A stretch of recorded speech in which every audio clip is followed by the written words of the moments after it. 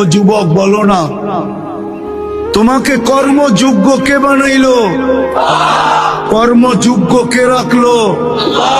যদি অসুস্থতা দিয়ে বিছনায় ফালায় রাখতো কি করতে? কি করার ছিল? অভিযোগ, থানায় কেস, কোর্টে যায় আপিল, র্যাবের কাছে নালিশ, কি করার ক্ষমতা ছিল? অস্তিত্বটাকে দিল, কর্মযোগ্য কে বানাইলো? কর্মযোগ্য কে রাখতেছে?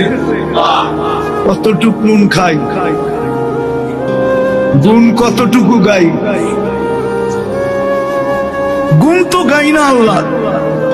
চলেন দেখি জান্নাতের একটু ধারণা দিয়া কার মনে এই আগ্রহ জাগে যে আমি চাই আল্লাহ আমাকে জান্নাতের বিনিময়ে কিনো। এই আগ্রহটা কার মনে পয়দা হয়? একটু জান্নাতের ধারণা দিয়া দেখি। আল্লাহ কিন্তু জান্নাত দিয়ে কিনতে চাইতেছেন। কিনবে কে? ক্রেতার